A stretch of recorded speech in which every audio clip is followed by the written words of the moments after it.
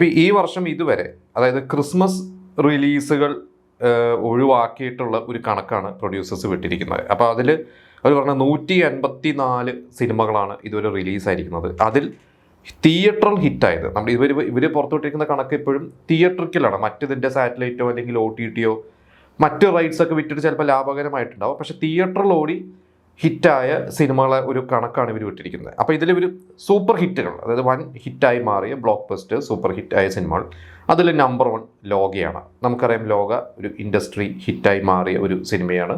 ഇത് കേരളത്തിന് പുറത്തും ഒക്കെ ഓടി അത്യാവശ്യം ഒരു പാൻ ഇന്ത്യൻ ലെവലിൽ ശ്രദ്ധിക്കപ്പെട്ട ഒരു സിനിമയാണ്. പ്രത്യേകിച്ച് അതിൽ നമുക്കറിയാം നസ്ലിനും കല്യാണിയാണ്. അതിന് ഭയങ്കര വലിയ സൂപ്പർ സ്റ്റാർസ് ഒന്നുമല്ല. പക്ഷെ അതൊരു ഹിറ്റ് പ്രതീക്ഷിച്ചിരുന്നു. പക്ഷെ ഇത്ര വലിയൊരു ഹിറ്റായി മാറുമെന്ന് ആരും പ്രതീക്ഷിച്ചിരുന്നില്ല. തൊട്ടടുത്തുള്ളത് തുടരുമാണ്.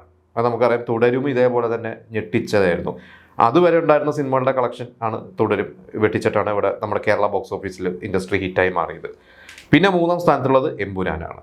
അപ്പോൾ ഈ ഒരു 3 സിനിമകൾ എടുത്തു നോക്കിക്കഴിഞ്ഞാൽ ഇതിൽ എമ്പുരാൻ വന്നു കഴിഞ്ഞപ്പോൾ അതുവരെയുള്ള എല്ലാ സിനിമകളുടെയും കളക്ഷൻ എമ്പുരാൻ വെട്ടിച്ചിട്ടാണ് എമ്പുരാൻ അന്ന് കേരള ബോക്സ് ഓഫീസിലുണ്ടായത്. പ്രത്യേകിച്ച് അന്ന് ഫസ്റ്റ് ഡേ കളക്ഷൻ നമുക്കറിയാം. ഫസ്റ്റ് ഡേ കേരള ബോക്സ് ഓഫീസിൽ ലിയോ ആയിരുന്നു 12 കോടി എന്തോ. അപ്പോൾ ആ ലിയോൻ്റെ കളക്ഷനാണ് എമ്പുരാൻ വെട്ടിച്ചിരുന്നത്. പിന്നീട് എമ്പുരാൻ ബ്രേക്ക് ചെയ്തത് എല്ലാ കളക്ഷൻ റെക്കോർഡുകളെയും കേരള ബോക്സ് ഓഫീസിലൊക്കെ ബ്രേക്ക് ചെയ്തു.